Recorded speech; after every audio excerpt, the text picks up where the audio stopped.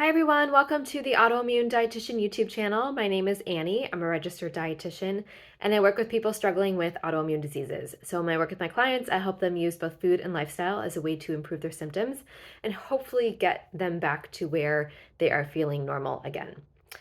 So exercise is really good for inflammation and your body and your mental health. However, it's important to find the right balance of exercise when you live with an autoimmune disease.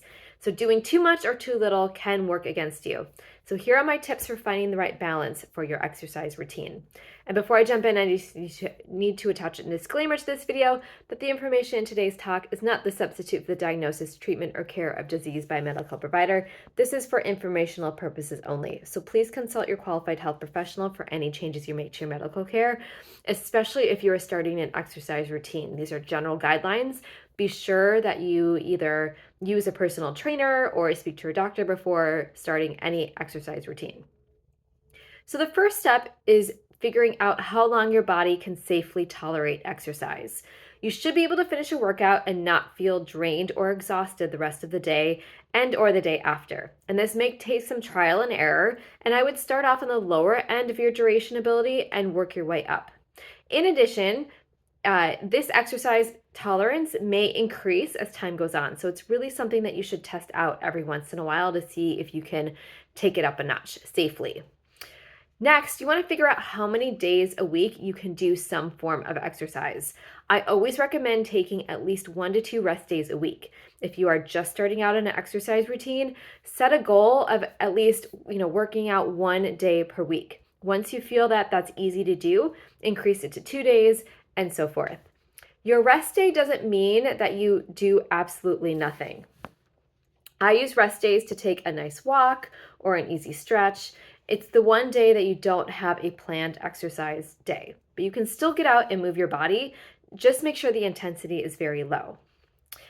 Now that you're exercising and moving your body, it's important to find the right mix of exercise.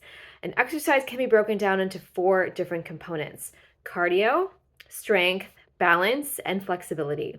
For cardio, the physical activity guidelines for Americans recommend that you get at least 150 minutes of moderate intensity aerobic exercise or 75 minutes of vigorous aerobic exercise per week. Moderate intensity exercise includes things like brisk walking, dancing, tennis, water aerobics, or recreational cycling. Vigorous exercise includes things like running, hiking uphill, fast cycling, swimming laps, or jump rope.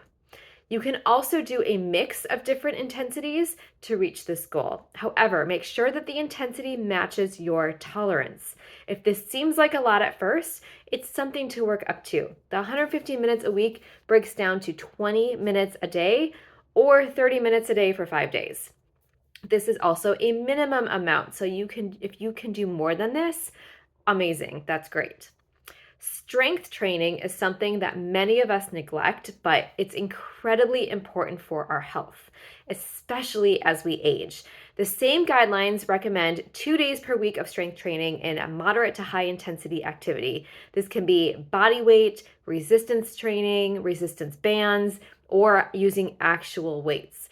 Females should absolutely start a weight training program. As women age, our bone density declines. Using weights can help maintain that bone density. And heavy lifting is also recommended for perimenopause and menopause stages of life. Balance and flexibility are the last 2 components of exercise. The American College of Sports Medicine recommends balance training 2 to 3 days per week. And this can be easily worked into your daily life. Try standing on one foot while waiting in line, or stretch your legs while you watch your kids play sports. Yoga is a great combination of these two, and mobility training is also fantastic for your body and your joints. This is similar to stretching, but focuses more on joint movement than stretching. While this all seems like a lot, right? 4 different areas to focus on and mix in throughout the week. Once you get a routine together, it's actually not that much. So me personally, what I do, I focus on strength training 3 days a week. I fit cardio in either separately as my other 2 days, or I take a 1 to 2 20-minute walks during the day. The flexibility and balance I do either during the day or on my 2 rest days per week. Lastly, it's really important to avoid overtraining. For one, people with autoimmune diseases can sometimes trigger flares if they overtrain. Also, it doesn't make you feel good, so you really want to avoid it. Signs of overtraining include things like muscle soreness that lasts longer than normal, feeling really tired and fatigued, poor quality of sleep, not feeling recovered after exercising, lack of joy from things that make you happy, irregular bowel movements, to name a few. There's lots of other kind of symptoms of overtraining. But if you are noticing some of these symptoms, it is a good idea to take a step back and give your body rest. As I always say, listen to your body because no one else can or will.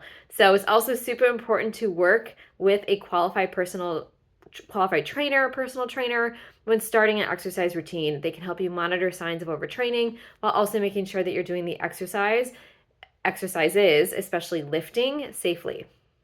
So just to recap, today we focused on finding balance in exercise. You want to, make sure you have a good handle on how much exercise you can handle, how many days per week you can do, what your balance of, different exercise types is, and then also, make sure that you are avoiding overtraining. If you would like more help managing your autoimmune disease, your, inflammatory issues, or would just love some dietary guidance, I would love to chat with you. If you go to my YouTube bio link, you will be able to sign up for a free discovery call.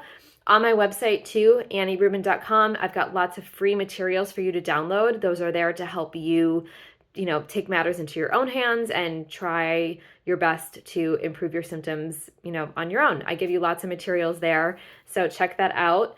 Also, if you enjoyed this video, hit the subscribe button. These come out about every week, and I'm always, trying to give you information to help you live your life a little bit easier and better. And then lastly, you can also sign up for my weekly newsletter. The link should be in my YouTube profile as well. Every Thursday morning, you'll get an email from me, something related to autoimmune disease, diet, lifestyle. Again, more tips to help you kind of live your best life. So thank you so much for joining me today, and I will see you next time.